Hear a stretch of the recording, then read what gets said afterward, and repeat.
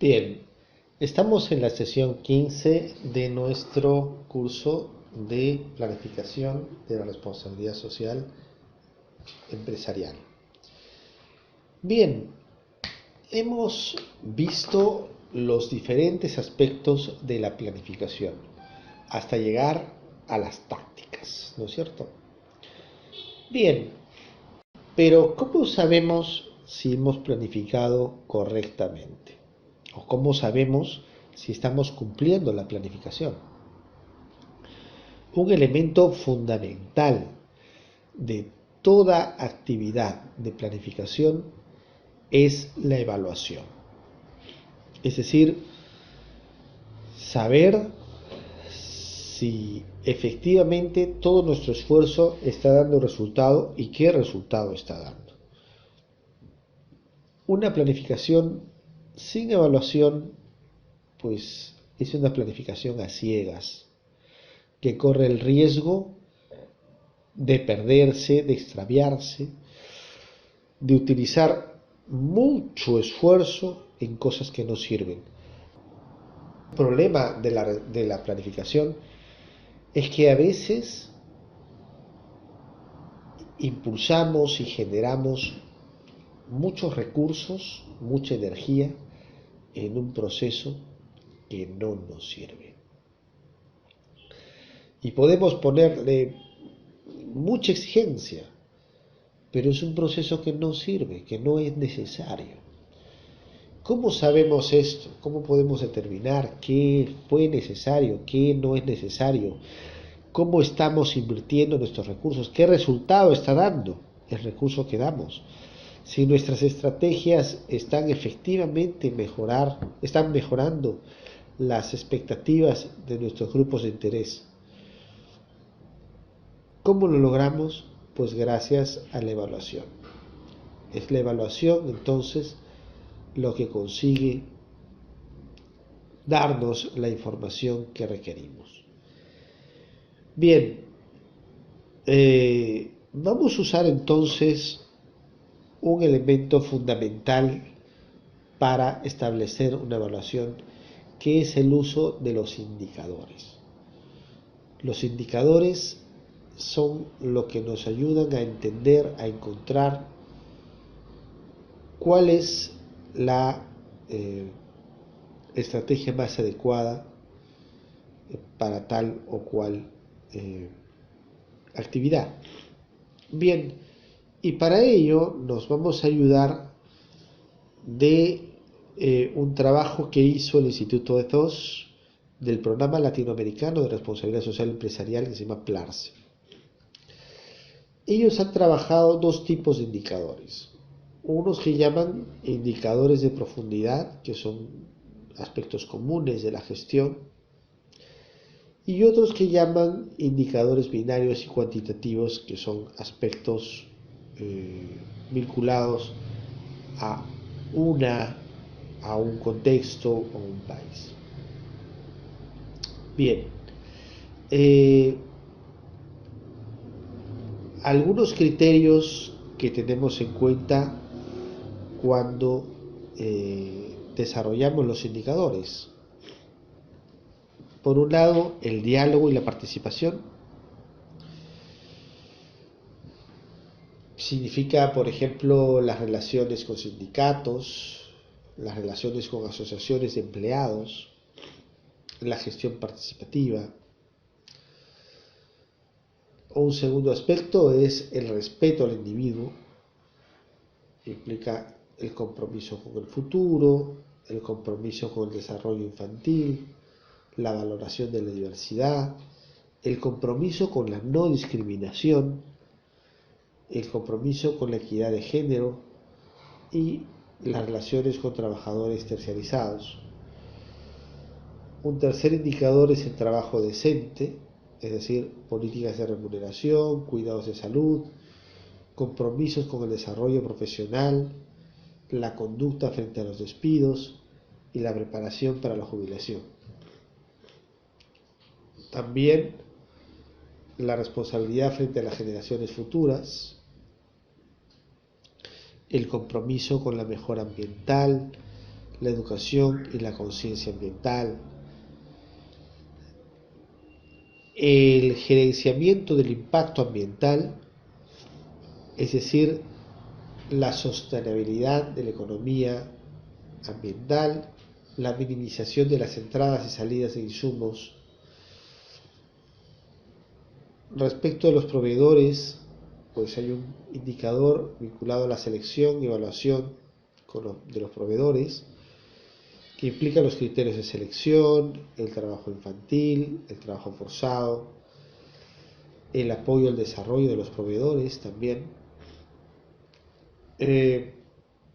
Hay indicadores con respecto a los consumidores y los clientes que implican una dimensión social del consumo, es decir, una política de comercialización, comunicación comercial, una excelencia de la atención, conocimiento de daños, productos y servicios.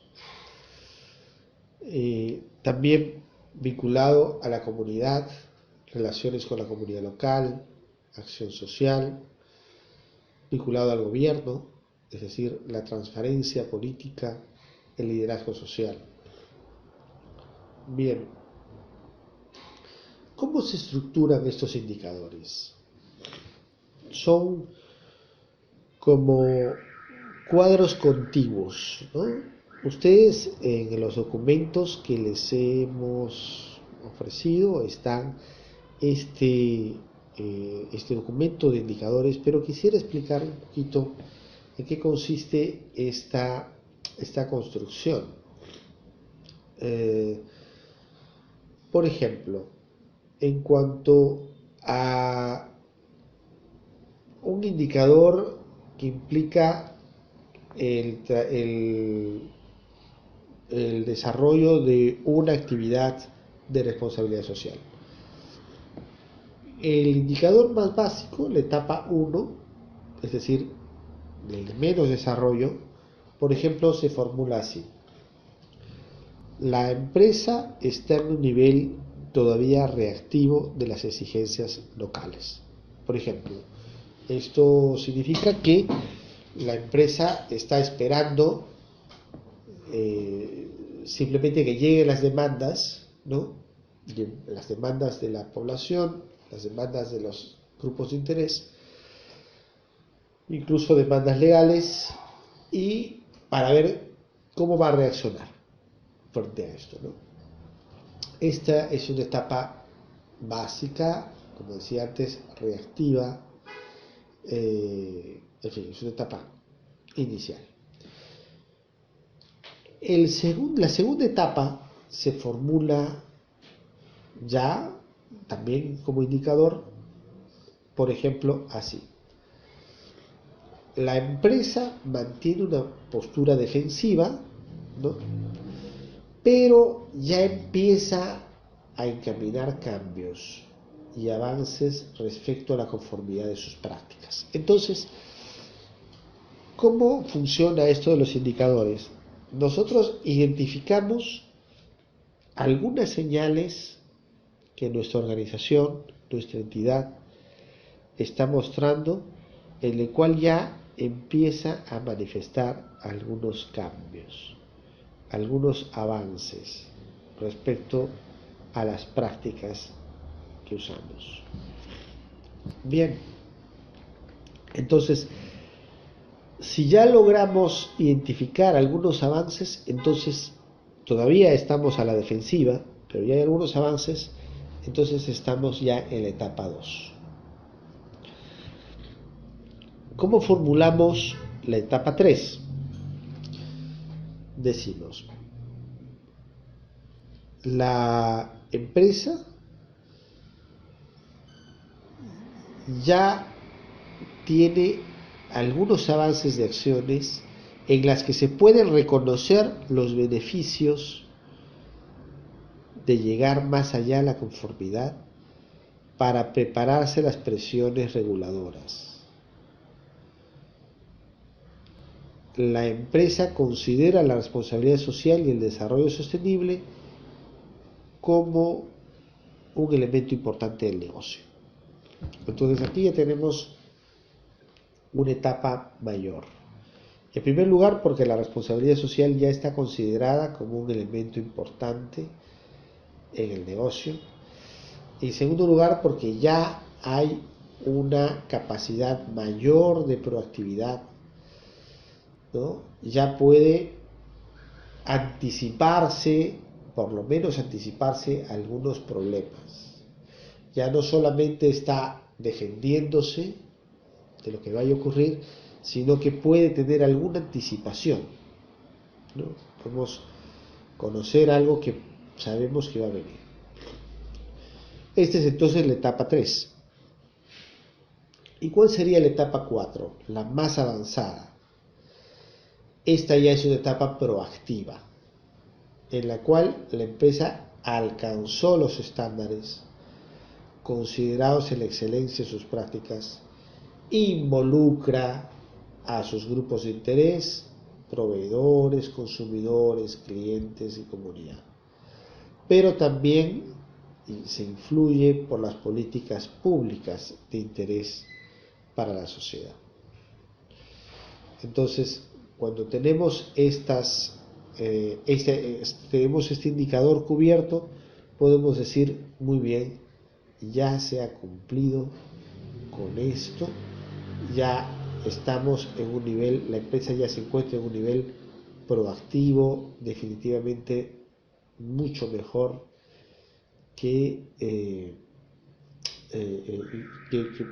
puede exhibir una mejor proactividad en cuanto a responsabilidad social empresarial. Bien, hemos visto entonces, por ejemplo, un ejemplo de indicadores,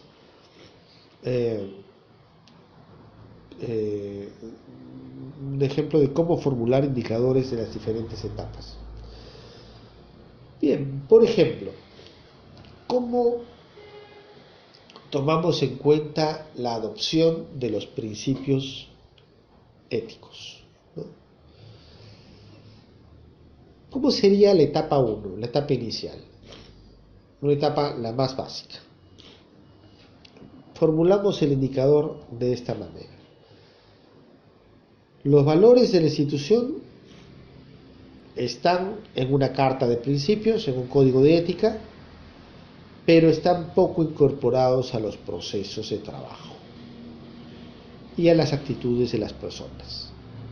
Esta sería una primera etapa. Es decir, existe un código de ética, existen los valores, los principios, pero están presentes, pero no están incorporados en la práctica real de las personas que trabajan en ella. Por lo menos, tenemos los principios. Peor sería que ni siquiera los tengamos.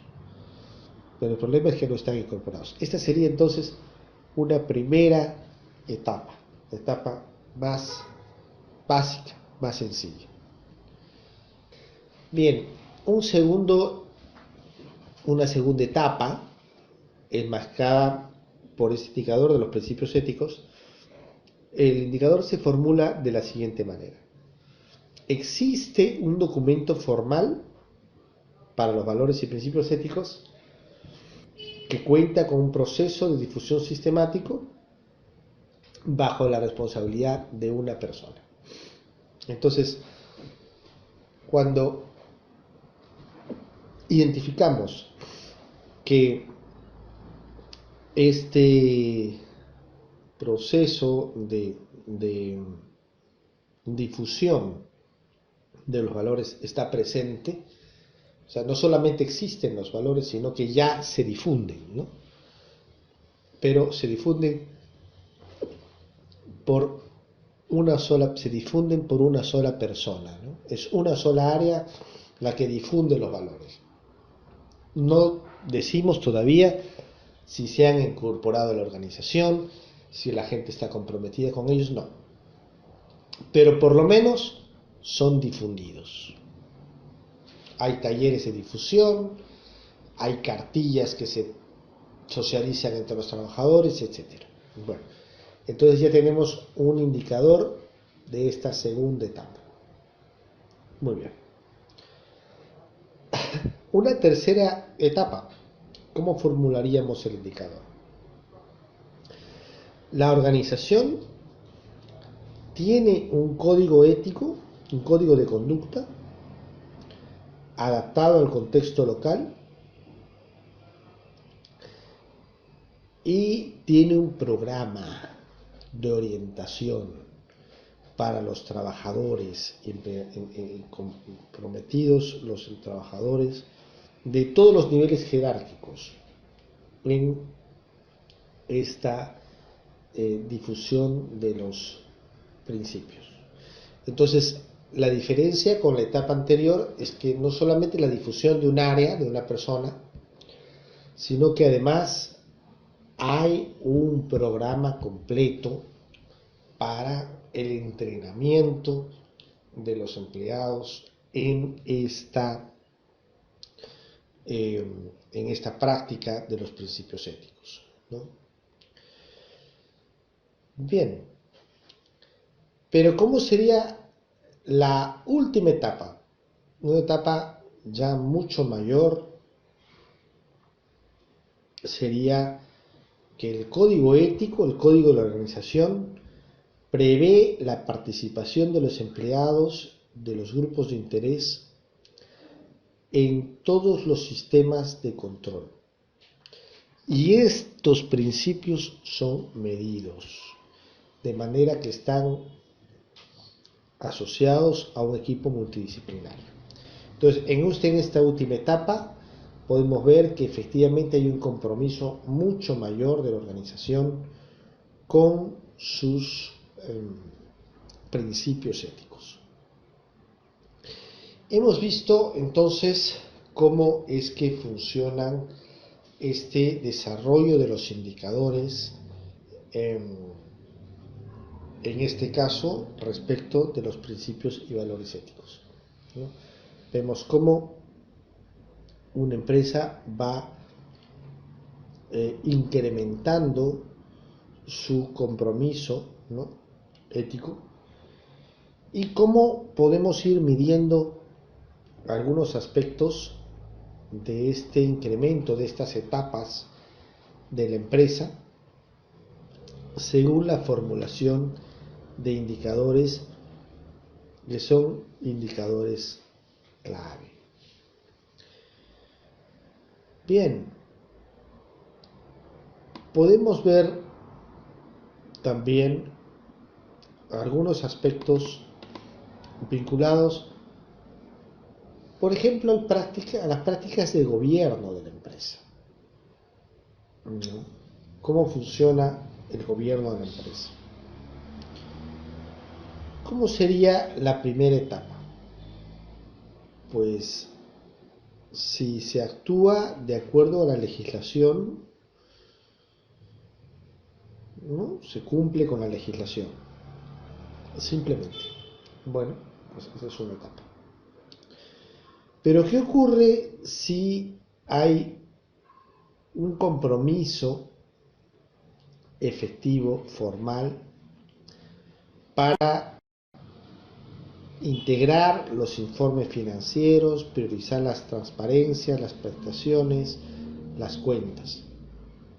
Entonces ya tenemos un segundo indicador importante que nos señala que ya hay una estructura de compromiso y políticas.